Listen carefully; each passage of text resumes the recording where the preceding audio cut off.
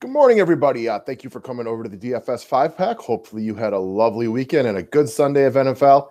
I'll take it. It's a mixed bag of sports yesterday, man. Packers. But Brewers go on, so the baseball part of it's good. DFS, up. Year-long fantasy, not so much. So we'll call it a mixed bag on a Sunday. Hopefully the rest of you guys had a clean sweep and everything kicked ass for you. Let's just do a real quick lineup review from yesterday. Last week, I was super heavy on the chalk. This week, most of my guys were, they were popular, but I went a little different route than the masses. Not a ton, but just a little bit. Anyways, guys, if you're new to the station, my name is Ryan. My business partner, Matt, is getting ready, and then we will hop into some baseball talk and a few other things. But in the meantime, if you're new to the station, press that red button that says subscribe. If you want more videos breaking down DFS, the thumbs up is always appreciated as well. Want to join the team? All the information is down there below the description section. Click on the website. We got packages for everybody. We do baseball, basketball, football. We got private podcasts for pretty much every main slate for all those sports, private Facebook group, GPP and cash. Now let's talk about yesterday. So before we get into it, if you're interested in a little bit about what we do, check out the video breaking down what it is. But anyways, we do full lineup sharing, where we don't do full lineup sharing, but we do our best to try to give our customers the information to win. We give some firm plays and then kind of a listing of players. And I'll try my best to break it down as we go through the lineup. As we go through the lineup. I'm 4-1 on the season, 29-6 over the past 35 regular season main slates. I can't guarantee I can give you the same success, but we try to make it really easy on people. And I'll kind of break it down to how we did the write-up yesterday, and hopefully that'll work for some guys. So as you can see, score 152 yesterday. Nothing special. Had a bigger money player not do so well. And then I'll tell you where I really lost my coin flip yesterday and how it kind of hurt the lineup overall, but still cashed in any double up it was going to be entered in, which is all you're really looking for, right? That's the reason we like double ups. You don't need to be perfect. You just need to do enough to get into the money. This right here was the $100 single entry. That's another contest you'll find me in every weekend. Top 500 get paid. We were at 333. That's about the little better than 1/3 up the ranks. How did we break it down for customers yesterday? So Ben Roethlisberger is what I call a firm play. I talked about it all week long. There was no secret. He was my guy. This game worked out about as poorly as I could have expected it for him. I mean, I know realistically, he could throw for 24 yards and throw 5 picks, but that's not really what was going to happen, right? James Conner had a good game. They decided to use him again. That was one of my small fears about Big Ben this weekend, was that they would actually remember that they can run the ball. And they did. They did a pretty good job of it. James Conner had a good day. He had equally as many carries weeks 2 through 4 as he had in week 1. There was a little scuttlebutt about how they might try to give him the ball more. They did. So Ben was okay. Nothing special off that salary. He was fine, but I still like to play either way. That's one where I don't feel bad playing him. I think that worked about as poorly as I could have expected for Ben, and he still ended up being just fine. After that, we went to David Johnson. David Johnson was a hard recommend. He was our guy to use at running back 1. Again, he was fine. Nothing special. You were looking for about, you can see if 152 scores yesterday, you're looking for close to 3 times salary in order for somebody to pay off. David Johnson was sub 7K. He got 21.1 points. He was fine. Nothing special, just fine. That's about it. Next up, at the running back 2 spot, I gave the option of either Aaron Jones or TJ Yeldon as routes that we could potentially go. TJ Yeldon clearly was the better play. I'll get into more details on Aaron Jones in just a little bit, as he was a disappointment, really no fault of his own. Next up came Julio Jones as a hard recommend. This was definitely an area that could have been improved upon. Julio had a horrible first half. Came through with some points, fortunately, in the second half. He was not nearly as popular as I'd expected. I thought he'd be closer to about 30%. I was wrong on that. Atlanta overall just wasn't very good yesterday. So Matt Ryan, a couple other guys, they weren't great. Calvin Ridley was a big bust, and Julio himself was obviously a very big bust. And this was definitely the closest thing to a downfall on the day. Now, fortunately enough, the guys did enough spot, but he was bad. After that, I said you can choose Juju Smith-Schuster or Antonio Brown, but I definitely want one of the Pittsburgh Steelers wide receivers on my roster. And I also said that it was as close to a coin flip on who I wanted to use that you could really call for. I actually think I wrote in the write-up legitimately, if you need to, flip a coin, because I'm back and forth between which guy I wanted to use. Now, I had Antonio Brown in my original lineup, but when Marcus Valdes-Scantling came out and allowed me to get Adam Thielen, I ended up taking him out, going with Juju. Juju was significantly more popular. I was shocked at the discrepancy in their ownership. I thought Juju would be a little higher owned, but I didn't think it would be anything close to this. So Juju actually started off better. He had the touchdown right away, but AB closed real hard. So for our customers who went Antonio Brown, it was pretty easy to get into the money after that. There was enough value all over the place yesterday. That wasn't too difficult to do. Again, lost my coin flip on that one. I said it was a coin flip. I didn't know who would have the better day. And if you play this one 100 times, it's probably really close to 50-50 on who has the better day. Sometimes it seems like you want to get better answers from guys like me and the other guys out there who do things like this, but it doesn't exist. We can make astute breakdown. We can make good breakdown. We can make bad breakdown, whatever you want to call it. You're ultimately going to not be able to control who catches the touchdowns. You know, it can come down to one long Antonio Brown touchdown that he had yesterday was the big difference maker between the two of them. So I lost the coin flip, but still ultimately I came out ahead, so it's not the end of the world.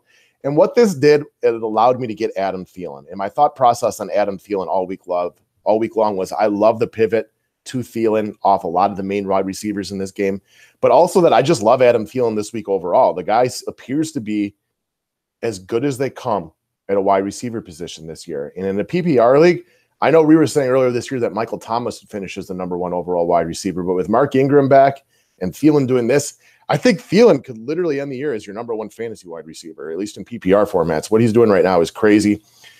With the news of Geronimo Allison being out, a lot of us went to Marquez Valdes-Scantling. I didn't think he was a must play, but I thought he was firmly in play for cash games.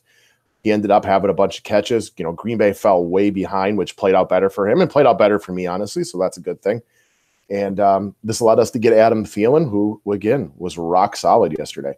Next up, the tight end position was a big help for our customers yesterday because, as most of you know, I tried all week long to tell everybody I could that Austin Hooper was the play of the week at tight end. Off 3K, he gave us 16.7 points. And this is for an Atlanta team that overall just did not play very well. So if they had played better, probably gets even closer to 100 yards and hopefully does even a few more points. But Austin Hooper over Vance McDonald, to me personally, was a no-brainer. I know, you know, sometimes we're right, sometimes we're wrong, but that was an easy call for me personally. And Austin Hooper's 16.7 versus I think Vance had like not much. I forget what it was, but it was very, very small. That was a big help. Big part of the reason a lot of people won, so that was a good thing. Again, flex, we've kind of brought up Marquez Valdes-Scantling. Almost had a second touchdown, too, which would have been a bit of a game changer for a lot of the field out there, as I'm sure Valdes-Scantling was on a lot of the winning lineups yesterday, and he was good. And then we looked down at the defense, and I gave a couple options, but to me, I just wrote at the Bills all over the place yesterday, and it wasn't a real popular pick, but it wasn't completely unknown either. They were at about 10%. I thought they made a lot of sense. I figured a lot of people wouldn't go there because of how bad Buffalo's reputation is, but their defense actually pretty damn good. So an impressive game by Buffalo, good win for them. And ultimately we came out to 152, not winning tournaments or anything like that, but it finished in the money in any cash game and did finish in the money in GPPs, at least the ones that I had it in, single entry and things like that. Nothing special, but a win's a win. All right, things of note. I've said it once. I've said it a million times. Mike McCarthy is a bad football coach. This guy right here, everything I've been saying all week long was the only reason I was scared of Aaron Jones was because it was nothing against Jones. He's excellent. He's a really good runner of the football. Mike McCarthy is not a good football coach. I've been saying it for 6-7 years. I'm glad that the rest of Green Bay finally seems to understand this one.